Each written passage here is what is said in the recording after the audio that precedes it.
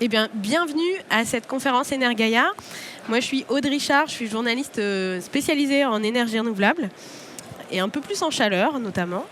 Et aujourd'hui, donc, on va parler de la géothermie comme une solution clé pour les bâtiments tertiaires et publics, avec un point d'interrogation. Attention. Donc, dans le parc tertiaire français, globalement, le chauffage, c'est en moyenne 49% des consommations d'énergie finale. Donc face à ce constat, la géothermie apparaît comme une solution locale et décarbonée, capable de couvrir une part significative des besoins en chaleur et même de rafraîchissement en été. Et donc aujourd'hui, nous allons explorer comment la géothermie peut s'adapter à différents types de bâtiments, en création, en rénovation, aussi voir le rôle des pompes à chaleur pour maximiser le rendement, et ainsi que les leviers nécessaires pour faire de la filière géothermie un pilier fort de la transition énergétique. Alors, à l'image de l'Occitanie, qui fédère un bon nombre d'acteurs sur la région, nous verrons également les dynamiques territoriales qui sont à soutenir.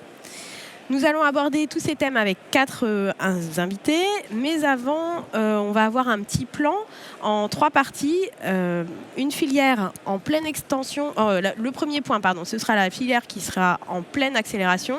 Après, on verra quelles solutions pour quel bâtiment. Et enfin, comment massifier la filière et changer d'échelle. Alors moi, j'aime bien savoir qui vous êtes, à qui on s'adresse. Est-ce que vous pouvez juste lever la main, les collectivités, agents ou élus? Ok, il y en a dans la salle, c'est bien. Les bureaux d'études? Ouais. Les entreprises du secteur géothermique? D'accord, ouais. Je ne sais pas s'il y a des citoyens, des associations, des étudiants... Et des curieux peut-être aussi. Voilà, il ne faut pas hésiter. On a aussi une application pour poser les questions. Donc il y a le QR code qui est là, vous pouvez le flasher. En zoomant, ça fonctionne, même du fond de la salle. Et comme ça, c'est l'application Slido, S-L-I-D-O. Vous pouvez poser vos questions, je les recevrai directement sur la tablette. Et ça permet d'avoir des questions au fil de l'eau. Alors il y a des fois, on les prendra plus après une première partie, ou en tout cas à la fin de la table ronde, c'est sûr qu'on pourra prendre un temps d'échange. Et pareil, n'hésitez pas à lever la main à la fin, on pourra lever la main et interagir avec nos invités. Alors pour commencer cette première partie et voir comment la filière est en pleine accélération, j'appelle Rémi Delprat, donc vous êtes représentant à l'AFPG, donc l'Association française des professionnels de la géothermie. Et vous êtes le référent pour l'Occitanie. Et vous êtes également directeur de l'agence de Toulouse de Manergie. Installez-vous.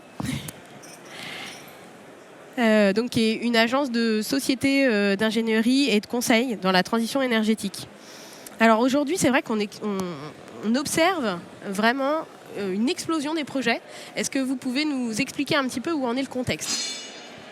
Oui. Ça fonctionne, c'est bon. Oui, très bien.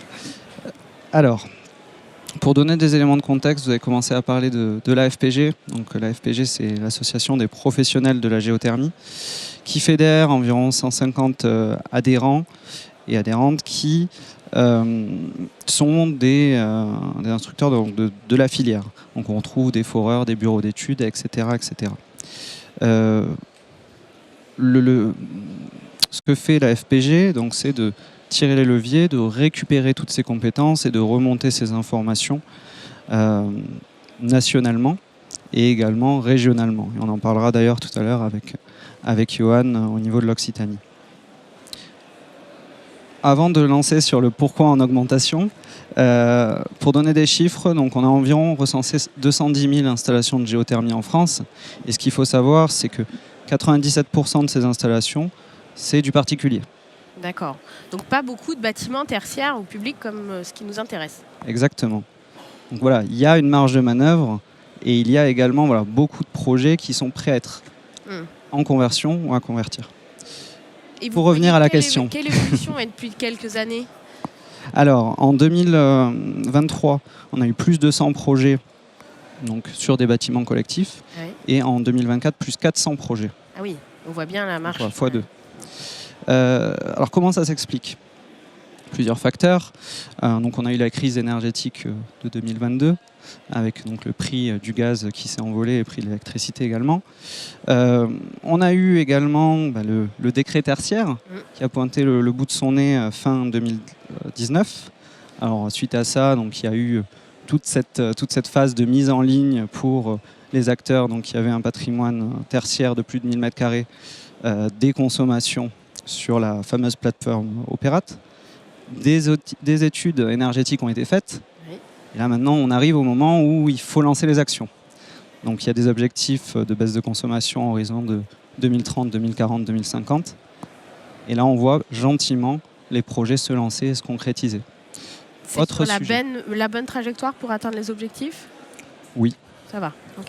Oui, globalement, on a le retour des collectivités, nous par exemple, où alors déjà, rien que le fait d'analyser les années de référence et vraiment de recaler les consommations leur permet d'avoir déjà un petit levier entre l'année de référence et les années futures. Et également, ensuite, il y a des sujets d'investissement long terme qui se prévoient et qui s'anticipent. Alors, beaucoup ont fait des audits énergétiques, ont priorisé, ont planifié leur transition. Oui. Autre sujet, donc il y a la démarche Énerchoix de l'ADEME qui place aussi la géothermie presque en haut, on va dire, de la pile. Alors avant ça, on a les raccordements au réseau de chaleur, la chaleur fatale et la mutualisation à la base de l'énergie.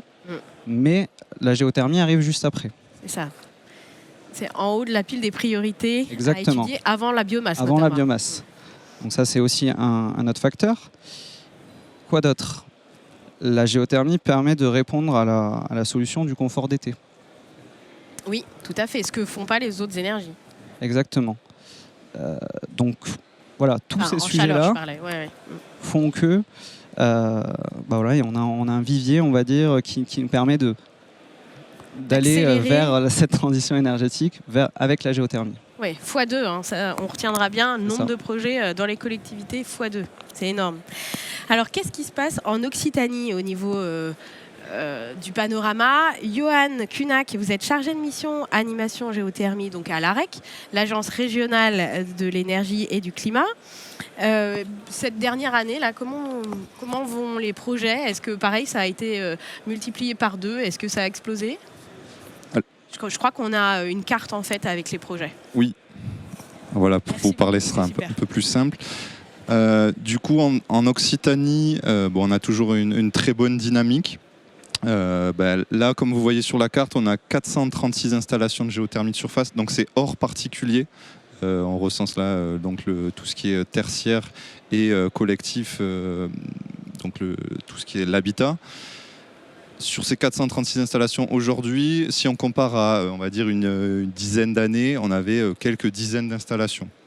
Donc on voit qu'il y a une grande progression d'installations. Donc ça, c'est notamment dû à la progression, on va dire, des pompes à chaleur, donc dans le tertiaire justement et l'habitat collectif. Sur cette carte, on peut voir aussi qu'en fait, on a, on va dire, une disparité sur donc la présence de ces installations. On voit qu'il y a quand même des pôles où on a beaucoup d'installations, comme la Haute-Garonne, notamment, qui concentre, on va dire, il me semble, 80% des projets. Et après, on a d'autres départements qui sont quand même assez dynamiques aussi, l'Hérault, les Pyrénées-Orientales, et d'autres départements qui, on va dire, où le développement il est un peu plus diffus. Mais on voit quand même que la géothermie elle est présente partout sur le territoire, donc elle est possible sur tout le territoire. C'est ça qu'il faut retenir. Elle est possible partout, mais le développement il va se faire aussi en fonction de la densité urbaine, évidemment, autour des grandes villes comme Toulouse ou Montpellier, et aussi avec la présence d'acteurs en fait, qui ont une forte présence d'acteurs, du coup, qui permettent aussi ce développement, évidemment. Il faut toute une dynamique. Voilà, en fait. Il faut aussi toute une dynamique territoriale qui permet ce développement et cette accélération. Il y a notamment aussi la présence de relais sur le territoire, donc au niveau de chaque département, donc le réseau chaleur renouvelable dont je vous parlerai après, mais qui permet aussi d'accompagner les maîtres d'ouvrage et donc évidemment qui contribue à cette belle dynamique de projet. et qui sont un point d'entrée aussi pour les projets lorsqu'on a des réflexions pour nos bâtiments. Très bien, ça donne déjà un beau panorama régional et vous avez parlé des différents acteurs. Donc je vais appeler justement les deux autres acteurs de cette table ronde. Guillaume Chanusso, vous êtes directeur de l'agence commerciale de Dalkia en Languedoc-Roussillon. Vous êtes basé à Montpellier, allez-y, asseyez-vous. Et Abdellah Azné, vous êtes responsable du service stratégie et performance énergétique de la région Occitanie. Et donc vous vous occupez particulièrement des lycées de la région et de l'énergie dans les lycées de la région. Merci à tous les quatre. Juste, je voulais vous faire rebondir, Guillaume et Abdellah, sur cette explosion de projets. Est-ce que vous aussi, à Dalkia, vous voyez une augmentation significative des projets, par exemple, Guillaume ? Alors oui, c'est le cas depuis 2-3 ans également, donc c'est un peu la même vision. Pour compléter, je partage exactement les mêmes constats. Pour aller plus loin aussi, qu'est-ce qui fait qu'on va de plus en plus vers la géothermie ? Quand on regarde la carte d'Occitanie, quand même toutes les grosses villes aujourd'hui ont déjà quasiment toutes leur gros réseau de chaleur. Et donc c'est plutôt déjà pas mal structuré. Ça veut dire que la granulométrie haute en termes de puissance, qui quelquefois peut être un facteur limitant quand on parle de géothermie, si on oublie la géothermie profonde, il n'y a que quelques cas particuliers. Donc, si on parle de géothermie de surface, on va plutôt travailler sur des plus petites collectivités, des villes de taille moyenne, ou quelques 2-3 bâtiments qui consomment du chaud et également du froid. Donc, tout naturellement, en fait, comme ces gros projets se sont structurés, plus les besoins, on voit de plus en plus de clients, d'acteurs qui considèrent le froid non plus comme du confort, mais vraiment un usage de première nécessité. Donc naturellement, on est extrêmement sollicité là-dessus, et donc nous-mêmes, on s'est structuré pour pousser et accompagner nos clients sur ce type de projet. Et le deuxième sujet aussi qui aide à cette explosion de ces projets, c'est quand même le nombre de retours d'expérience. On va en parler tout à l'heure, mais c'est une technologie qui marche bien, qui est maîtrisée, qui est éprouvée. Donc on a plusieurs projets pour valider tout ça. Donc, et ça s'intègre bien on va dire dans un bâtiment, sur un parking, etc. Donc on arrive quand même à intégrer tout ça. Donc ça répond pleinement à tout ce qui se passe aujourd'hui en termes d'enjeux climatiques et dérèglement climatique. Merci aussi pour ce panorama. Abdellah, pareil, sur les lycées de la région, vous mettez de plus en plus la géothermie en avant. Je crois que c'est même systématique. Alors, en effet, effectivement, aujourd'hui, c'est des projets que nous systématisons dès lors que les conditions sont réunies pour déployer de la géothermie. Mais je tiens à compléter les propos des co-intervenants, notamment sur cette volonté, ce développement des énergies de géothermie et des énergies renouvelables. Vous savez qu'on est dans une région qui est très ambitieuse, une région qui veut être un territoire à énergie positive à l'horizon 2050. Donc il y a une dynamique qui a été lancée désormais il y a 10 ans de cela en arrière par la politique actuellement portée par la région Occitanie. Et comment on y arrive? Donc effectivement la réponse elle est plurielle. L'une des réponses aussi c'est la géothermie. Au-delà de la transition énergétique, effectivement, qui devient un sujet majeur, nous avons aussi une équation à remplir sur le confort estival, qui devient de plus en plus prégnant dans nos établissements. Alors on sait construire de jolis bâtiments bien isolés, performants, peu consommateurs en énergie en hiver, mais qui deviennent de vrais moi, si je peux me permettre l'expression, sur la période estivale. Et Dieu sait que nous sommes dans une région qui est très bien ensoleillée, qui, dans les bâtiments, se charge très très vite. Voilà. Donc c'est une réponse aussi à cette deuxième problématique qu'il ne faut pas ignorer en tant que telle. Le rafraîchissement en été, en effet, ça fait toute la transition en fait, sur la deuxième partie qui va être... où on va aborder la technique, et je vois aussi une question: en quoi la géothermie peut-elle réguler la température l'été? Est-elle réversible comme une PAC? Donc pour expliquer vraiment ce que c'est la géothermie, on va le faire avec Rémi. Voilà, sur quelle technologie choisir pour quel bâtiment, et puis donc avec cette particularité de la géothermie qui est le rafraîchissement. Comment on fait techniquement? Alors, question très vaste. Là, on va s'arrêter sur un bâtiment tertiaire. C'est ça, pour les bâtiments tertiaires. Il y a besoin de faire du chaud et du froid. Alors, il y a plusieurs typologies de captation de la ressource géothermale. On peut parler de captation sur nappe, si c'est possible. Alors là, en général, les maîtres d'ouvrage s'encadrent de bureaux d'études sous-sol, donc d'hydrogéologues, qui viennent donner les informations sur les éventuelles nappes présentes et la qualité du sol. Ça, c'est une chose, la captation par nappe. Si ce n'est pas possible, on peut réaliser la captation sur sonde. Donc là, c'est des pieux qui sont mis en place, parmi lesquels on peut faire circuler une eau glycolée à l'intérieur pour capter la chaleur du sol. Alors, cette captation sur sonde, elle se fait classiquement par pieux, mais elle peut se faire également sur diverses singularités, on va dire, qui permettent en fait de trouver des solutions suite aux contraintes qu'on pourrait avoir au niveau du foncier ou autre. Tout à l'heure, Guillaume il disait c'est possible sur un parking. Oui, totalement.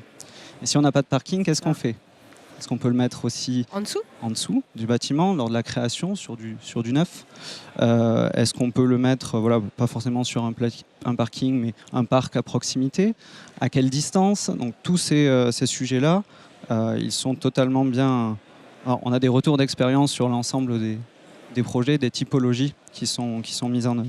Donc le sujet de la captation, alors, je ne veux pas dire qu'il est parfaitement maîtrisé, mais globalement on trouve des solutions techniques. Ce qui va changer après, c'est la rentabilité du projet. Est-ce que c'est difficile à mettre en œuvre ? Mais on sait faire. Ensuite, comment on convertit cette énergie au niveau du bâtiment ? Là, l'enjeu, ça va être trouver des locaux. Sur de l'existant, trouver des locaux qui permettent d'accueillir les installations, donc pompe à chaleur, qui permettent de faire du chaud et du froid.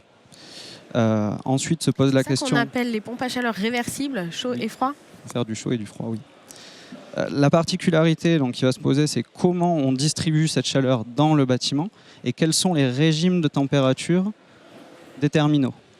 Ça va permettre de déterminer la performance de nos équipements. Alors, si vous pouvez expliquer un petit peu, un bâtiment, par exemple, qui a rénové, qui a déjà des radiateurs, il va falloir quel régime de température ? Idéalement, on demande de la basse température, autour, avec des régimes de température autour de 50 degrés maximal. D'accord. Donc soit, en fait, il y a plusieurs options. Ça, c'est l'idéal pour une pompe à chaleur, pardon.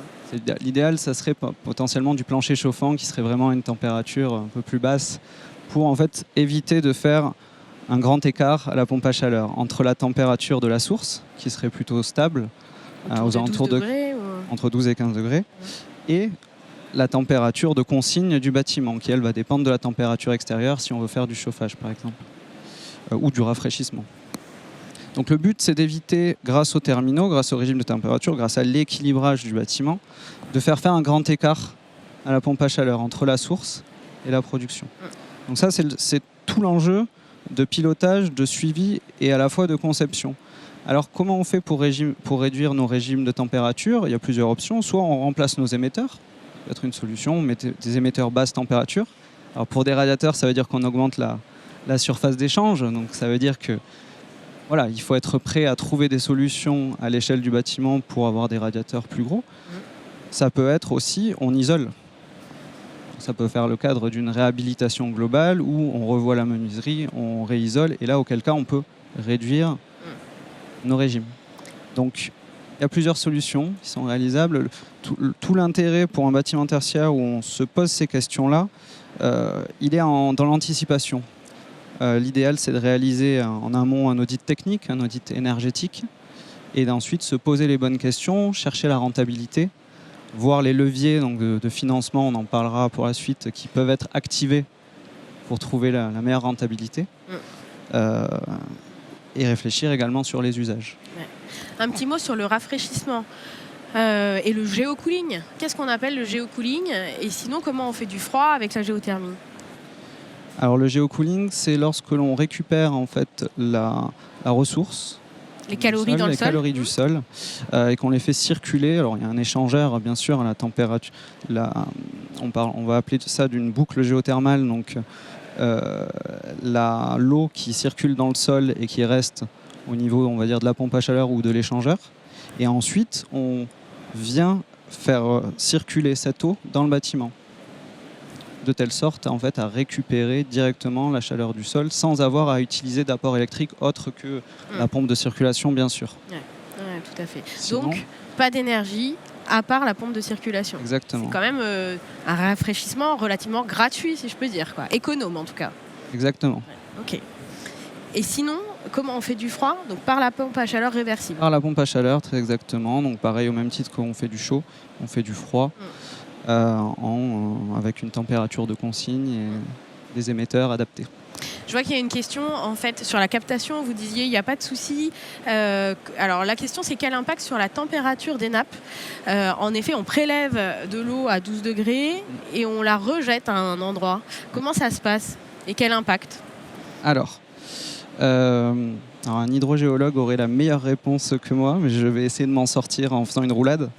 Donc, en fait, tout ce qui est récupération sur nappe, c'est très cadré. Donc, il y a les schémas directeurs aménagement de l'eau qui régissent, on va dire, l'utilisation de ces nappes. Et selon les régions et les cours d'eau et les localités spécifiques, on a vraiment une réglementation propre à chaque nappe ou ensemble de nappes. Donc ça permet de cadrer en fait sur quel delta on peut renvoyer, réintroduire cette eau et sur quelle qualité. Donc tout ce sujet-là en fait est quadrillé. Voilà, très réglementé en tout cas. Exactement. Avec des études d'impact. Exactement. Et c'est le travail des hydrogéologues également avec les bureaux d'études surface en fait de faire ces adéquations, de voir ce qu'il est possible de capter de telle sorte à répondre à l'ensemble des cahiers des charges. Alors je ne suis pas hydrogéologue, mais si j'ai bien compris, la quantité d'eau prélevée et rejetée donc après par rapport à la grandeur d'une nappe, oui, c'est infime en général. Enfin, c'est un tout petit pourcentage par rapport à la nappe. Tout est réinjecté. Ouais. Quasiment. Alors, il y a certains puits qui sont à eau perdue ou qui sont renvoyés, mais globalement sur des nappes sol en Occitanie, elles sont réinjectées pleinement. Donc la captation se fait équilibre. D'accord, très bien. Merci beaucoup pour cette pédagogie sur les technologies. Alors maintenant, on va voir un cas concret avec Guillaume Chanusso. Donc vous avec Dalkia, vous avez installé de la géothermie, je vais y arriver, sur l'Institut Agro de Montpellier, donc qui est une école publique de l'agriculture, de l'alimentation et de l'environnement, sur un campus d'une 30aine d'hectares quand même. Et donc vous avez mis de la géothermie sur sonde. C'est ça. Alors si vous pouvez nous expliquer un petit peu votre cas. Mince, pardon, je vais y arriver. Voilà. Un petit peu petit, mais oui, déjà le contexte général. Donc on est au centre-ville, quasiment au centre-ville de Montpellier. Donc Institut Agro, donc c'est un campus qui est à la fois des étudiants. Donc on a à la fois un campus avec des salles de classe, des amphis, la cité des élèves. On a des bâtiments de recherche. Et puis on a tout ce qui est, on va dire, assimilé au tertiaire, des bureaux. Donc c'était une entité publique, parce qu'on va peut-être revenir sur ce sujet de montage par la suite, qui était chauffée et refroidie, mais en termes de chauffage, c'était des solutions conventionnelles, chaudière gaz, et sur quelques bâtiments, on va dire, aux extrémités du site, un petit peu de fuel. Donc par nature, en termes de surface, donc un gros consommateur de chaleur, et aussi sur quelques bâtiments des besoins de froid. Donc globalement, un gros consommateur d'énergie de par les surfaces concernées. L'enjeu, c'était un client historique de Dalkia. Donc l'enjeu, ça a été dans le cadre du décret tertiaire notamment, qui a été un levier complémentaire pour essayer d'avancer dans la réduction des consommations et dans la substitution des énergies fossiles.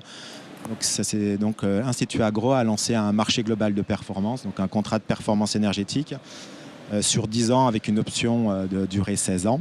Dans le but, les principaux objectifs, c'était tout d'abord de réduire les consommations gaz, fuel, électricité. Et puis, une deuxième étape, deuxième enjeu, on va dire, deuxième objectif pour tous les candidats, c'était de voir dans quelle mesure on arrivait à substituer des énergies fossiles, donc le gaz et le fuel. Donc il y avait déjà un réseau, quelques bâtiments qui étaient maillés, qui étaient interconnectés. Donc il y avait déjà un travail qui avait été déjà plutôt bien fait par Institut Agro. Donc on a commencé par, comme dans le ENR choix ADEME en fait, on n'a rien inventé, c'est-à-dire qu'avant de remettre en cause le schéma énergétique, la production de chaleur et de froid, déjà on s'attache à réduire les consommations, donc avec des automatismes, en maîtrisant un petit peu mieux tout ce qui est comment étaient gérés les bâtiments. Donc ça c'était la première étape. Et puis une fois qu'on a remis en cause le fonctionnement et diminué les consommations, donc là en effet on a étudié plusieurs solutions. À l'époque une chaudière biomasse, donc de la plaquette forestière. Mais également une solution de géothermie. Alors pourquoi c'est la géothermie qui a été choisie ? Alors pour plusieurs sujets, donc on parle de géothermie sur sonde. Donc on a éliminé le sujet nappe phréatique puisque contrairement à Lunel, à Nîmes, etc., où il y a de l'eau à des très faibles profondeurs, dans le cas présent il n'y avait pas de nappe. Donc on est allé chercher le sujet géothermie sur sonde. Alors tout simplement parce qu'il y avait de la surface à disposition, mais surtout il y avait quand même des consommations de chaud et de froid assez importants, et donc avec un équilibre plutôt bien fait qui permet aussi de maintenir le sol à une bonne température, donc d'avoir un projet qui marche sur la durée. Il y avait aussi des sujets avec des groupes froids et des nuisances sonores. Il y avait aussi, on n'en a pas parlé aussi, qui fait que les géothermies aussi, on en met de plus en plus des anciens fluides frigorigènes sur les pompes à chaleur existantes ou les groupes froids existants.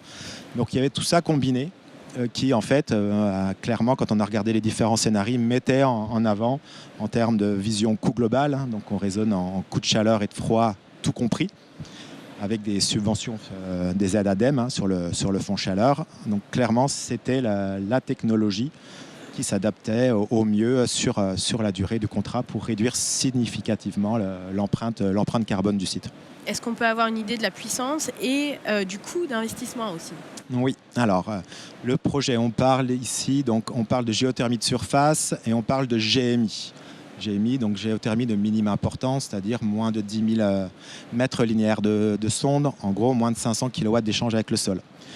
Déjà, c'est important puisque ça, c'est juste une déclaration. Donc, on n'a pas d'études d'impact qui prennent code minier 12 à 18 mois. Donc, on était dans des seuils naturellement par rapport aux besoins d'Institut Agro où on restait sur de la géothermie de minime importance.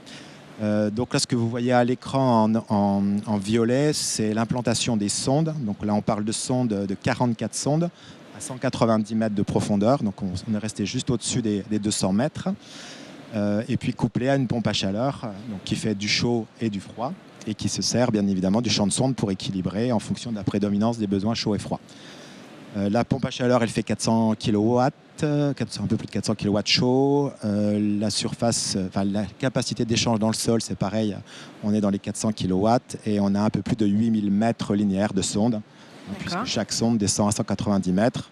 S'écarte de 10 mètres pour des raisons d'interface et de température. Et puis on va sur une deuxième sonde, etc. Avec des systèmes de collecteurs qui sont en verre. Voilà. Ça chauffe quelle surface à peu près ? Je l'ai plus en tête, je risque de vous dire des bêtises, parce qu'en fait ça alimente un réseau de froid qui raccorde quelques bâtiments et un gros réseau de chaud. Il y a tout un réseau en fait. Tout un réseau qu'on a d'ailleurs fait évoluer pour justement interconnecter un maximum de bâtiments. Donc la surface chauffée, refroidie, je ne l'ai plus. Par contre, ce que je peux vous dire, c'est que la géothermie fait 90% des besoins de chaleur globaux du site et 76% des besoins de froid. Voilà, donc on a quand même enlevé une partie non importante. Ouais.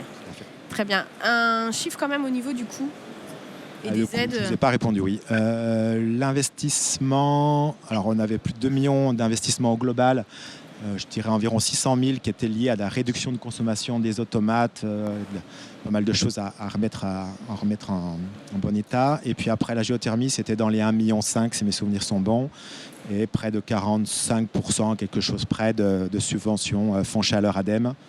Voilà, puisque là on faisait du mégawattheure chaud, du mégawattheure froid. Donc, vous aviez été subventionné aussi bien sur le chaud que sur le froid ? Oui, tout à fait. Ouais. Okay. Donc, quand on a montré le projet, en effet, on montre clairement les énergies fossiles qu'on substitue et on montre en effet les mégawattheures chauds et froids qui sont concernés. Et d'ailleurs, on est payé, donc je vois l'ADEME qui est en face, en 3 étapes. une partie des Oui, on peut subventions en amont. peut-être expliquer, oui. Ouais. Oui, le fonds chaleur, donc on a un dossier à monter en amont, donc il y a pas mal de critères à respecter. Donc on touche une première subvention en amont, une deuxième subvention une fois qu'on a fini les travaux, et puis après on doit justifier, après une année d'exploitation, que les mégawattheures chauds et froids produits par la géothermie, en gros, sont bien au rendez-vous et que le projet a été bien conçu, bien dimensionné et marche comme il se doit. Voilà. Et là, on est quand même soumis à ça pour la dernière subvention, Ouais, ce qui est normal d'ailleurs. au bon fonctionnement de l'installation. Merci beaucoup pour cette présentation. Abdellah, vous, c'est dans les lycées. Vous allez nous faire un retour d'expérience sur le lycée donc, de Gignac. Qu'est-ce que vous avez fait? Ah oui, tout à fait. Alors, c'est un lycée qui est récent, donc, qui a été construit il y a 3 ans de cela en arrière, enfin livré, pardon, il y a 3 ans de cela en arrière. Et également, donc, géothermie sur sonde, à la fois en chauffage et en rafraîchissement. C'est un bâtiment qu'on dit bâtiment à énergie positive. Donc, au-delà du rafraîchissement et du chauffage qui est réalisé par la géothermie, on vient compenser aussi les consommations électriques, parce que la géothermie ne nécessite que de l'électricité, par l'installation de panneaux photovoltaïques, ce qui donne un bilan énergétique annuel sur le bâtiment neutre. Quelque part, on produit autant d'énergie qu'on en consomme.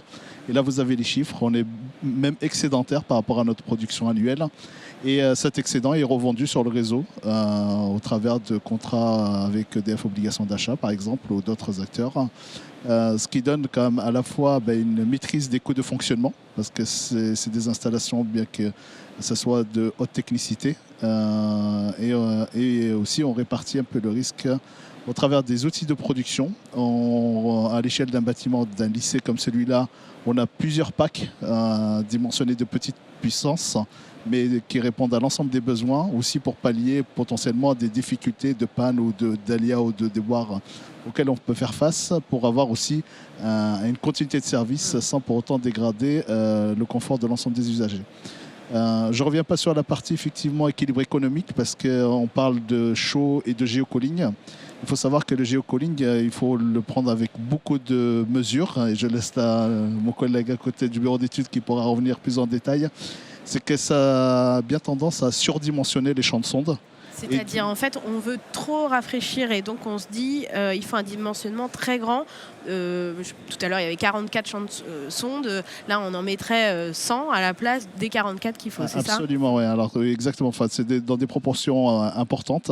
Et donc, du coup, le fait de surdimensionner pour vouloir répondre dans un idéal à rafraîchir 100% du bâtiment, on peut se retrouver avec un surdimensionnement qui est colossal et qui vient déséquilibrer le bilan économique du projet, avec aussi peu même que l'ADEME aide de manière très remarquable sa transition énergétique sur ces énergies renouvelables. Donc là, effectivement, il faut être très prudent dans le dimensionnement qui est fait au travers du chauffage et du rafraîchissement. Par exemple, nous, sur le lycée, c'est 80% du lycée qui est rafraîchi. Il y a des zones qu'on a bien évidemment identifiées, pas utiles à être rafraîchies. On rafraîchit bien évidemment là où il y a le plus d'usagers, comme les salles de classe, les CDI ou les salles polyvalentes. Mais bien d'autres zones ne sont pas forcément à rafraîchir. Donc bien réfléchir le dimensionnement. Rémi, vous vouliez réagir? C'est exactement ce que j'allais dire. En fait, le géocooling, il a ses limites. Et ces limites, elles se trouvent sensiblement dans l'investissement de sondes complémentaires pour vraiment aller puiser. C'est là où voilà, il faut y réfléchir et il faut analyser ça en amont. Donc on fait le dimensionnement par rapport à quoi? Par rapport aux besoins de chaleur, pas par rapport aux besoins de froid? Par rapport aux besoins de chaleur. Alors essentiellement pour le chauffage, oui, parce que c'était la première condition, mais après les besoins de froid sont aussi notables. Et on essaye quand même de caler les besoins de froid en rapport avec les besoins de chaleur pour pas trop déséquilibrer le dimensionnement. Ou on fait des choix en tout cas de ne pas rafraîchir certaines zones. Exactement. D'autant plus que la particularité pour un lycée, c'est que le rafraîchissement va être vraiment sur une période très infime. Oui, parce que juillet-août, le lycée il est fermé. Oui, absolument. Donc, pour éviter des surcoûts pour une période qui va être principalement juin et septembre. Non, de plus en plus mai et octobre, mais... Alors effectivement, que le calendrier du fonctionnement d'un établissement scolaire est particulier, parce que on est fermé une bonne partie de l'année, notamment sur les grandes vacances de juillet-août, même s'il y a d'autres vacances intermédiaires avec certaines fonctions qui continuent malgré tout, mais avec une demande beaucoup moindre qu'un régime nominal, j'ai envie de dire, de fonctionnement. Là, il faut vraiment accompagner ces projets avec ce dimensionnement. Je reviens sur ce qui a été évoqué tout à l'heure, mais également sur les émetteurs, sur le secondaire. Alors la géothermie, vraiment, c'est un régal à faire sur un projet neuf. Parce qu'on part d'une feuille blanche, c'est très facile. Là, c'était le cas. Exactement, oui, c'est une construction neuve. Aujourd'hui, on se donne le challenge aussi d'aller sur de la rénovation. Et la rénovation aussi, il y a un certain nombre de conditions à réunir qui ont été évoquées. C'est le dimensionnement de tout le réseau secondaire, notamment des émetteurs, parce qu'on a besoin de beaucoup de surface de dissipation pour pouvoir apporter à la fois le confort en chauffage ou en froid.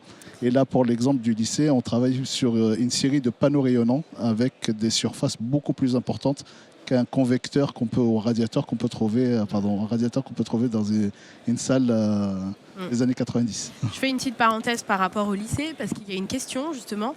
Dans l'existant, si l'installation d'une pompe à chaleur nécessite une rénovation thermique lourde ou le changement de tout le système secondaire, ceci réduit fortement les opportunités, le coût global devenant potentiellement rédhibitoire.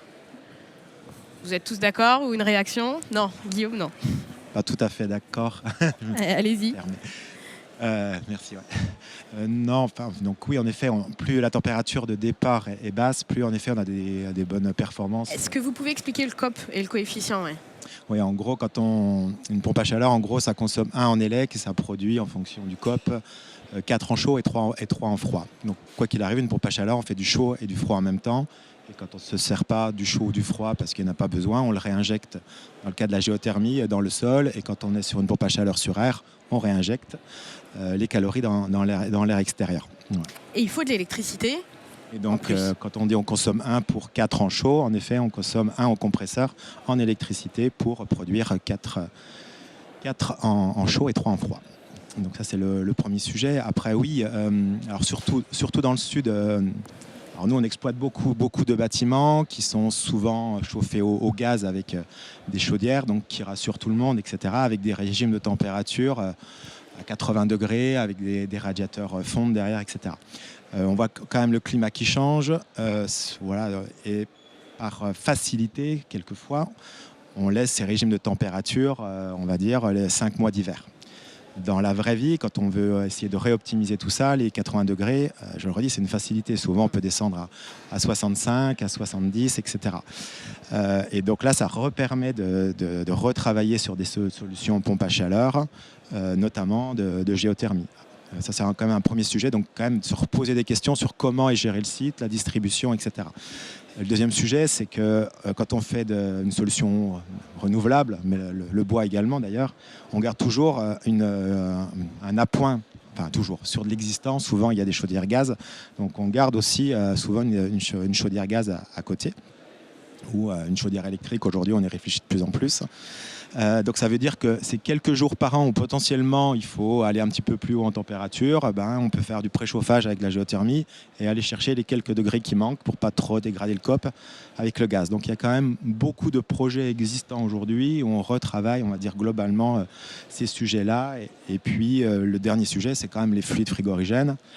On n'en a pas parlé pour dire que c'était quand même un élément moteur aussi pour favoriser la géothermie, puisqu'il y a beaucoup de pompes à chaleur aujourd'hui ou de groupes froids qui sont sur des anciens fluides, donc très polluants quand il y a des fuites. Donc ça veut dire remettre en cause aussi ces fluides frigorigènes avec des nouveaux fluides non polluants. Donc on parle de propane aujourd'hui, sur des petites puissances, mais c'est en train d'évoluer très très vite. Et on parle sur les très grosses installations d'ammoniac. Et c'est justement ces fluides-là permettent d'avoir des bons COP à des températures 65, 70 degrés, 75, etc. Donc ça, ce qui était vrai il y a 4-5 ans, aujourd'hui, il y a beaucoup de fournisseurs, Tran, Carrier et tous les gros de la profession qui travaillent sur ces sujets de fluides frigorigènes en 1 et des niveaux de température plus hauts avec des bonnes performances. Donc j'entends qu'en rénovation, c'est techniquement possible, mais combien ça coûte ? Est-ce que le coût global est rédhibitoire ou vous avez des opérations qui sont à peu près similaires Non, si on revient sur Institut Agro, c'est de l'existant. On avait, je ne sais plus le nombre de bâtiments, mais une quinzaine de bâtiments avec des régimes de température extrêmement disparates, de l'eau chaude sanitaire, du chauffage, avec des émetteurs, on avait vraiment de tout. Et donc aujourd'hui, on a géré, alors si je reprends le prix de la chaleur, je crois, on doit être à 15% de moins que le coût à l'époque qui était au gaz, avec des prix du gaz dans les 45 €, donc un tout petit peu plus cher qu'aujourd'hui, mais en gros on est compétitif. Et puis après l'ADEME, de toute façon, dans son analyse économique, dans ses aides, adapte ses subventions dans la limite du possible, si le projet est bien dimensionné, pérenne, etc., pour justement rendre la solution ENR plus compétitive. Donc en coût global, sur de l'existence, ça marche aussi. Ce n'est pas rédhibitoire. Très bien. Surtout s'il y a du chaud et du froid. Voilà, c'est encore plus facile quand il y a du froid. Ouais. Rémi, vous vouliez ajouter Oui, quelque chose ? effectivement, donc cette question de rénovation thermique lourde ou de changement des secondaires, bon, ça revient sur ce que je disais tout à l'heure et je rejoins totalement Guillaume là-dessus. Un gros sujet quand on rentre dans l'aventure géothermie, c'est de se mettre dans l'état d'esprit qu'on va chercher de l'optimisation dans notre bâtiment, c'est-à-dire que est-ce qu'on chauffe, à combien on chauffe actuellement ? Est-ce qu'on est à 22 degrés ? Est-ce qu'on est à 21 degrés ? Donc déjà, commencer à regarder à combien on chauffe, commencer à regarder est-ce qu'on n'a pas des surchauffes, est-ce qu'on a bien équilibré nos réseaux. Enfin, il y a déjà pas mal de petites actions à mettre de sensibilisation, de suivi de la température ou de relevé de température et d'équilibrage qui permettent déjà mettre des lois d'eau, les affiner, tout suivre. Ça permet déjà en fait d'améliorer la situation pour accueillir une géothermie. Donc là, je vais taper en touche, mais je vais dire que chaque cas sont particuliers. Du sur-mesure. On peut avoir vraiment des installations qui sont des locaux très contraints, ça va être très difficile, on va avoir un peu de grosses œuvres, etc. Donc là, ça va être des frais annexes difficiles d'introduire la géothermie, mais des fois, toutes les conditions sont réunies. On se rend compte qu'on a un bâtiment qui surchauffe, qu'on va pouvoir tout réajuster. Et ça permet en fait de faire une approche au final globale à l'intégration de la géothermie du fait que le pilotage est important.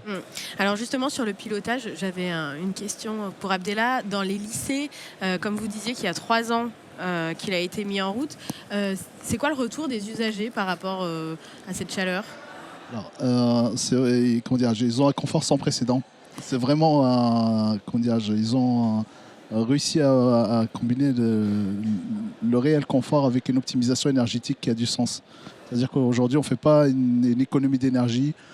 On entend bien souvent tous parler du 19 degrés, mais le 19 degrés est très relatif par rapport à l'état du bâti, à l'étanchéité, à l'exposition. Voilà. Donc tout ça se réfléchit dans un ensemble. Bien évidemment, vous voyez sur cette image pas mal de casquettes sur certaines façades. C'est aussi pour limiter les apports solaires, les apports externes, favoriser les apports en hiver, bien évidemment, parce qu'on a le soleil qui n'est pas au même niveau. Et dans les simulations thermiques dynamiques sont très importantes pour avoir un dimensionnement du plus fin possible et favoriser le confort de l'usager dans son ensemble. Est-ce que les résultats énergétiques aujourd'hui sont en rapport avec le prévisionnel que vous aviez ? Parce que sur certaines énergies, il y a une différence. Est-ce qu'en géothermie, on est similaire ? Oui, absolument. Absolument. Alors que le disait tout à l'heure Guillaume, notamment sur les accompagnements, parce qu'on a été aussi accompagné par les fonds chaleur de l'ADEME sur la géothermie. Donc comme dit Anne, merci le fonds chaleur. Oui, effectivement. Voilà. Et le bilan est positif, comme vous le voyez aussi sur notamment la production d'énergie au travers du photovoltaïque, il est positif. Alors ça ne rentre pas en jeu dans le bilan de la géothermie sur les fonds chaleur ADEME, mais néanmoins ce qu'on constate aussi c'est que c'est des coûts de fonctionnement qui sont maîtrisés. Un établissement de cette génération est 10 fois moins coûteux qu'un établissement, j'ai envie de dire, des années 60-70 en exploitation, parce que vous avez déjà le coût de l'énergie, la quantité d'énergie qu'il faut déployer, et puis une conduite des installations, une maintenance qui n'est pas du tout la même. Là, aujourd'hui, vous avez 2 pompes à chaleur ou 3 pompes à chaleur qui vont faire vraiment tout le cœur de la réussite, du confort du bâtiment. Et alors, côté lycée, on a la chance aussi de profiter de la configuration et ça rejoint aussi la question précédente sur la rénovation et la mise en place des projets. Quel coût ? Alors nous, on a la chance d'utiliser les plateaux sportifs, les terrains. Donc sous les terrains sont implantées toutes les sondes et réparties sur le terrain de manière à avoir le moins d'impact possible. Ce qui permet aussi d'aller chercher cette ressource au niveau du sol. Et je reviens aussi sur un sujet, le rafraîchissement et le chauffage. C'est-à-dire quand on fait les deux énergies, chauffage et free cooling, ça nous permet aussi de pérenniser le champ de sonde. C'est-à-dire qu'en hiver, on vient recharger avec du froid. Et en été, on vient puiser le froid pour recharger avec de la chaleur. Voilà. Donc la température du sol se régule. Exactement, se régule. Et aujourd'hui, alors les études montrent qu'il y a une pérennité de la durée de vie du champ de sonde. Merci beaucoup en tout cas pour ces retours d'expérience qui sont très concrets. Il y a quelques questions techniques, mais je vous les poserai à la fin.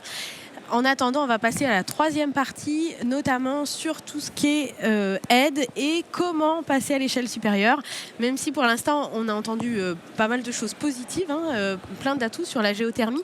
Qu'est-ce qu'il faudrait de quoi vous avez besoin en fait pour augmenter encore. Donc je vois un petit sourire, je pense Guillaume, par rapport au fonds chaleur notamment. Les aides du fonds chaleur, est-ce qu'elles sont pérennes ? Alors, je ne sais pas qui peut répondre à ça. Mais non, mais bien sûr, les investissements de ces solutions sont non neutres. Donc, bien évidemment, on a besoin d'une participation. Donc, il y a le fonds chaleur ADEME qui était quand même le sujet numéro 1 sur ces solutions de géothermie. Donc, il y avait plus de 800 et quelques millions d'euros de fonds chaleur disponibles cette année. On pense que ce sera à peu près la même chose l'année prochaine, mais on attend. Oui, oui, on pense. Donc ça, c'est un sujet quand même vital. Alors, on se dit quand même les choses. Aujourd'hui, en termes de demande, on en parlait tout à l'heure avec l'ADEME, on a des projets de réseau de partout, de la géothermie de partout. Donc, il faudrait presque un facteur 3 ou 4 par rapport aux subventions qu'on avait il y a quelques années. Donc, il y a tellement de projets au niveau national. Donc, il y a quand même ce sujet-là qui est juste un petit sujet de crispation, entre guillemets. Malgré cela, on va positiver. Il y a quand même deux nouveaux sujets qui sont mis en service au 1er janvier 2026. Donc les fiches géothermie qui arrivent au 1er janvier, qui sont non négligeables. Est-ce que vous pouvez expliquer un petit peu ? Ouais, donc ça, c'est les fiches C2E, donc certificat d'économie d'énergie. Elles sont sorties le 15 septembre ou en septembre de cette année. Il y en a sur l'air, il y en a sur la géothermie. Avec un phénomène aussi de coup de pouce.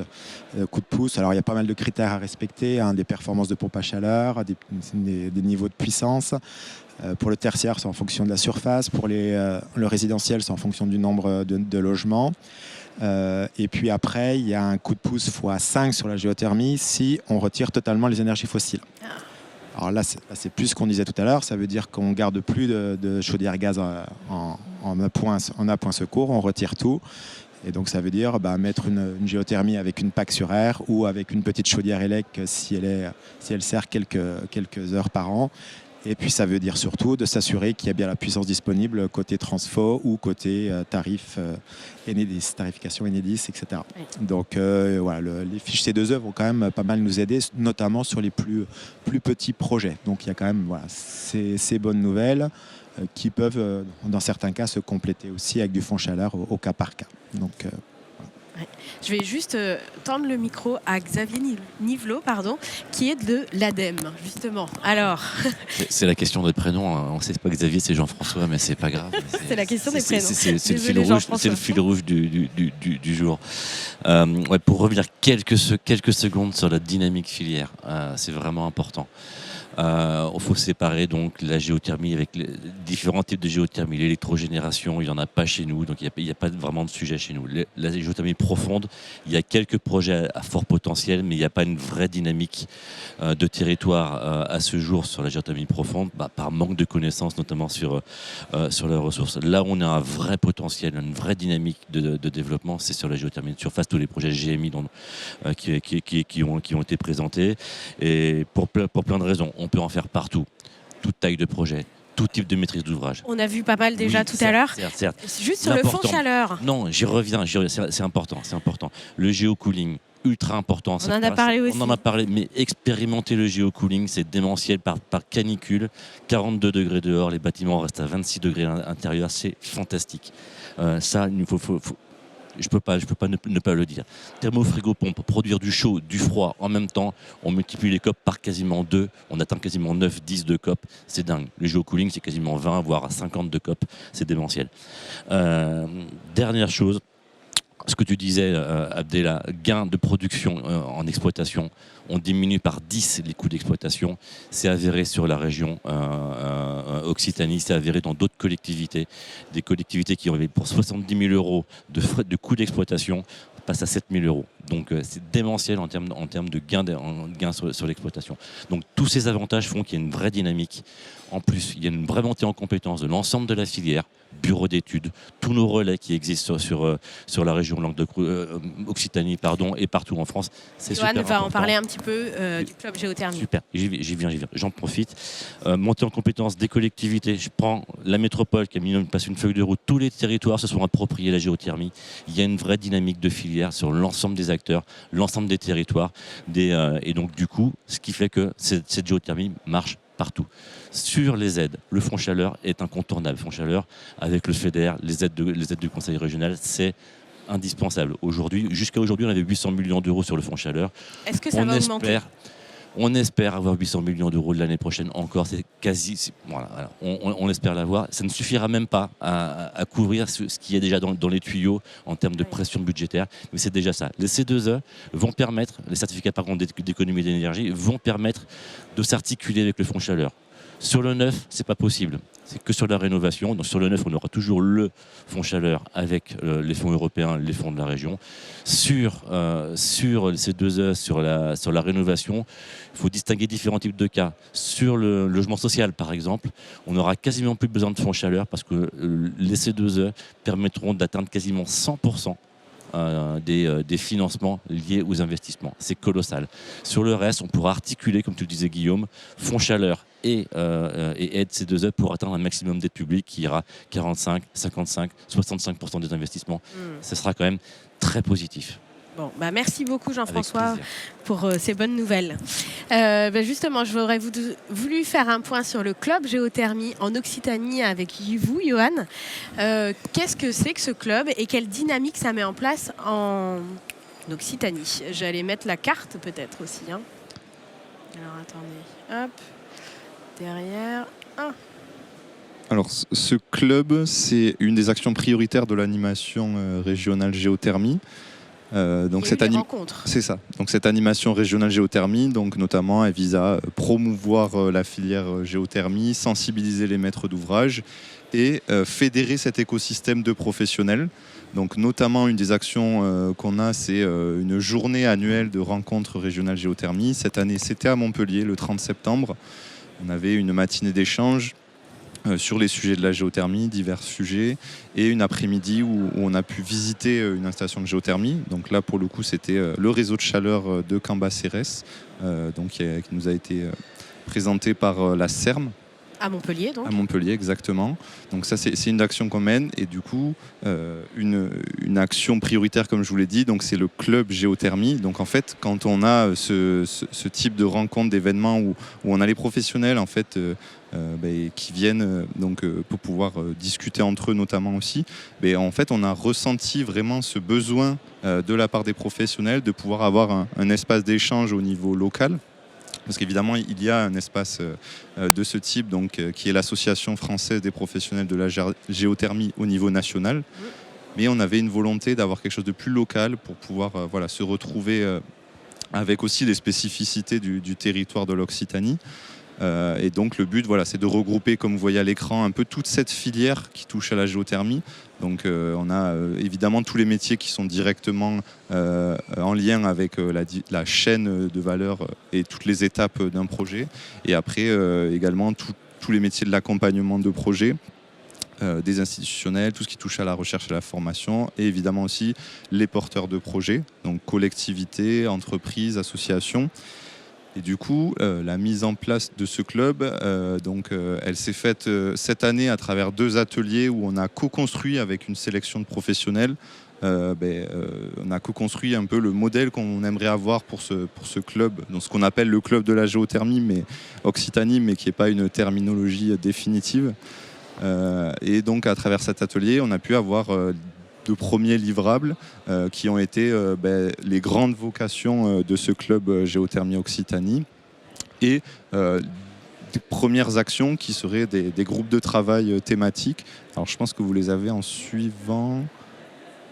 Voilà, donc bon, c'est des thématiques assez classiques, mais voilà, pouvoir travailler sur tout ce qui est technique, qualité, l'innovation, la réglementation, même si bon, beaucoup de choses se passent au national, mais on peut avoir un impact au niveau de l'Occitanie, comme par exemple l'évolution des cartes GMI qui se sont faites là et qui ont été présentées en début d'année, où on peut avoir un poids si on arrive à du coup se mettre à plusieurs donc pour pouvoir mais avoir un impact sur ces évolutions de réglementation.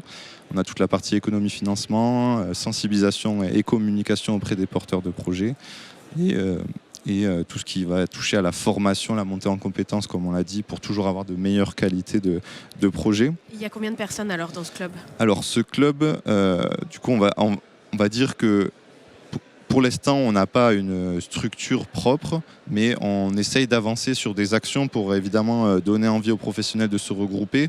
Ce qu'on voit, en fait, les professionnels, on les connaît, ils reviennent souvent aux journées annuelles qu'on propose, différents événements ici à Energaia.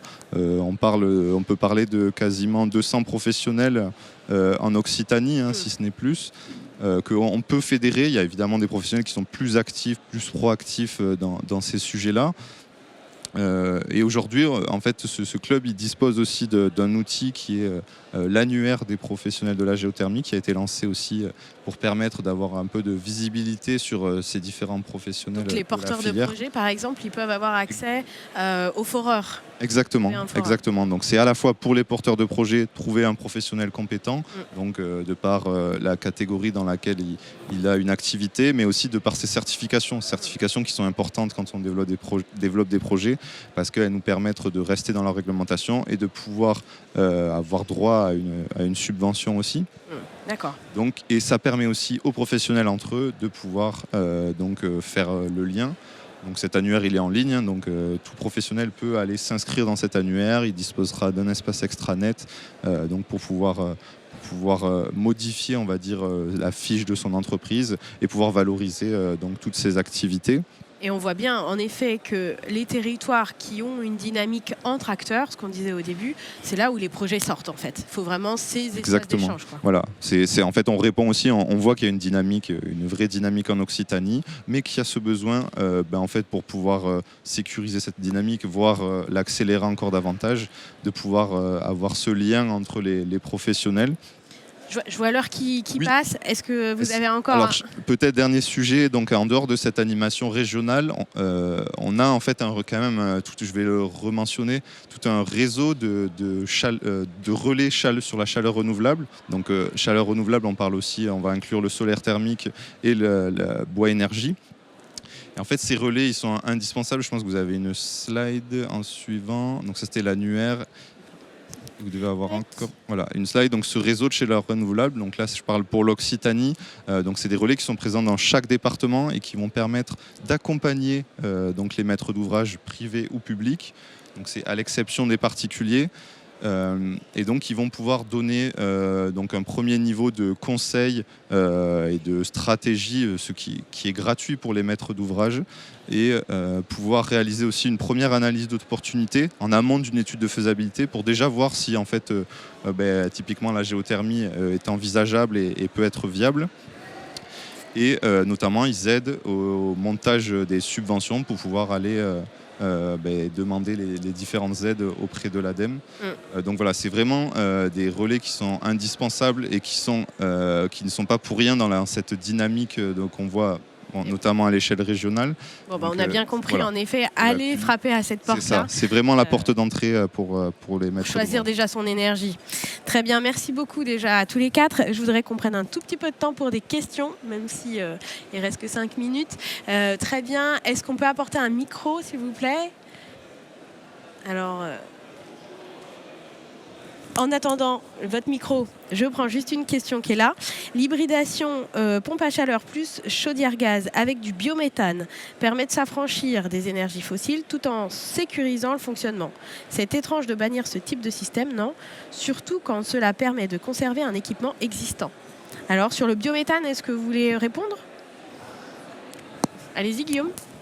Alors oui, on parle d'hybridation, donc on ne s'affranchit pas du tout de ce sujet. Donc géothermie ou pompe à chaleur sur air, de toute façon. C'est vrai que vous avez cité en fait chaudière gaz en backup pardon, et puis chaudière électrique, mais il y a aussi les chaudières gaz en basculant sur du gaz vert, sur du biogaz. Donc ça se fait assez régulièrement. Donc notamment dans les petits sites, là, on a mis en place sur Sète, le contrat de performance de la ville de Sète, c'était que des petits consommateurs d'énergie, des petites installations. Et en effet, en coût global, on a gardé, on va dire, hormis dans quelques cas où on a retiré totalement le gaz, mais dans 80% des cas, on a conservé les chaudières gaz, mis une pompe à chaleur à côté. Et en effet, on fait de l'hybridation. Donc la pompe à chaleur prioritaire fait 60-70% de la production, et puis après on se sert du gaz, alors gaz ou gaz vert. Après il suffit juste de contracter le bon contrat pour avoir du biogaz, et en effet on est vertueux et avec quelque chose d'hybride qui fonctionne très bien. Et 100% ANR. Merci Guillaume. Votre question, madame? Oui, bonjour, je fais partie d'une association. On fait visiter des installations géothermiques pour faire connaître la géothermie dans nos collectivités territoriales.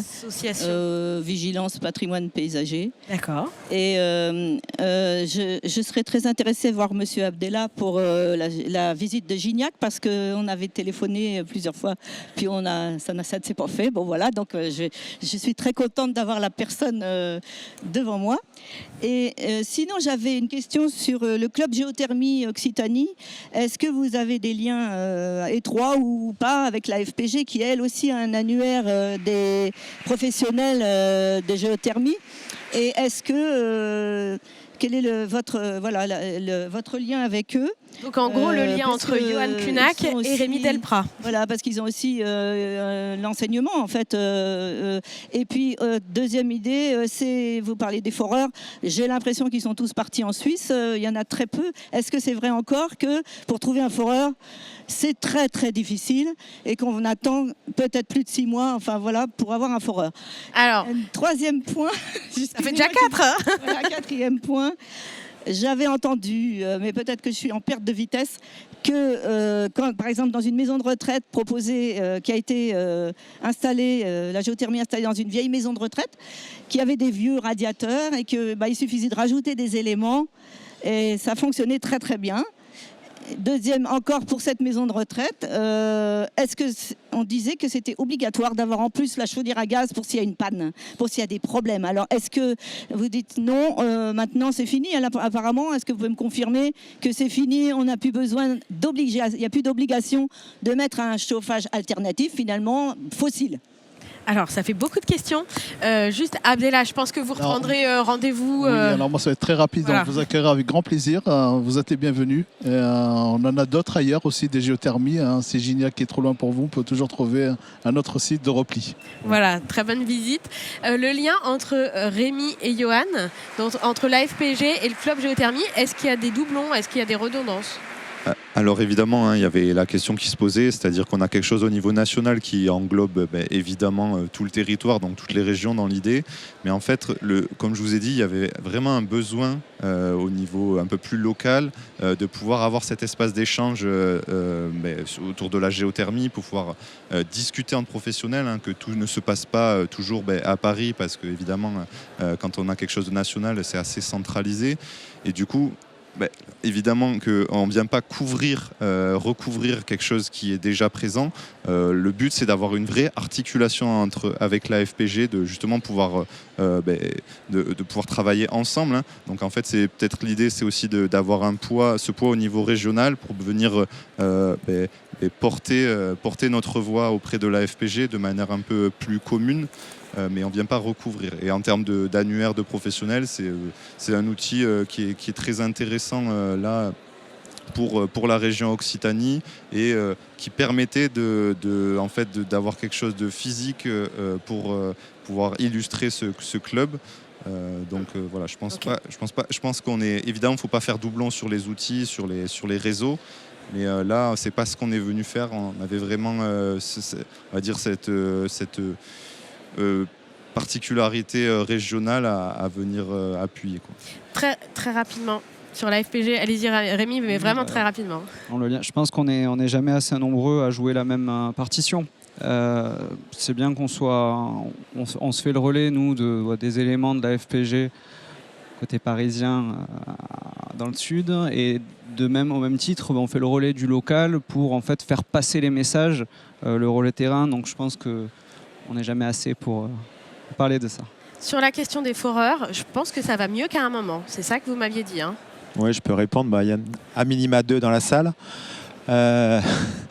Non, c'est vrai qu'il y a deux... Ils sont pas partis en Suisse, madame, ils sont là. Ils sont là. Il y a 2-3 ans, on attendait plutôt 6-8 mois et en effet, c'était un petit peu limite en termes de nombre de foreurs, etc. Je pense qu'ils ont beaucoup investi dans des machines qui vont aussi régulièrement à 200 mètres. Et les hommes. Et des hommes. Donc aujourd'hui, la filière est structurée. Il y a des projets qui commencent lundi à Montpellier là, qui nous concernent. Donc il y a un foreur qui est dans la salle. Donc on n'a pas attendu longtemps et aujourd'hui, il faut plutôt être serein là-dessus. Le deuxième sujet, c'était la fiabilité des installations. La maison de retraite. Maison de retraite. Alors, il y a 2 sujets. Qui dit géothermie, champ de sonde souvent, parce que c'est quand même 90% des géothermies de petite puissance, on va dire. Maison de retraite, souvent, c'est du chaud, seul, et quelquefois, il y a un petit peu de froid, mais quelques zones uniquement qui sont climatisées. Donc, le sujet de fond, ça va être comment on équilibre le sol sur la durée. Voilà, pour qu'on ait un bon échange et qu'on laisse se recharger le sol. Donc c'est ça qu'il faut regarder. Et en effet, quelquefois, on garde un moyen au gaz, notamment pour quelques jours par an, pour laisser un petit peu le sol se ressourcer s'il n'y a pas suffisamment de besoin de froid pour équilibrer tout ça. Après, le sujet technique, une pompe à chaleur sur géothermie, ça travaille sur des régimes de température, contrairement à l'air, qui sont extrêmement stables. Le sol est à 14 degrés, donc en gros, ça fonctionne très très bien. On peut mettre 1 ou 2 compresseurs, etc. Le sujet technique aujourd'hui, ça rassure les gens d'avoir des chaudières gaz à côté ou autre. C'est plus trop un sujet aujourd'hui. Ouais. Très bien. Merci beaucoup. Vous vouliez ajouter quelque chose, Rémi ?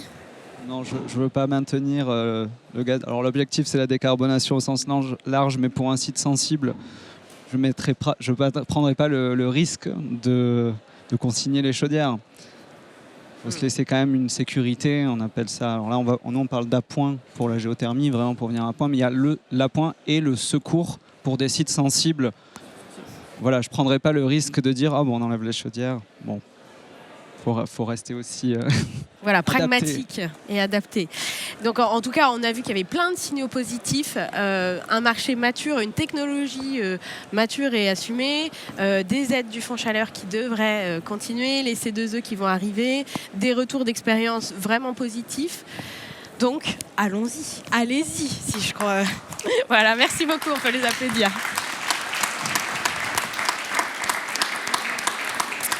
Merci et bon après-midi à tous. Au revoir.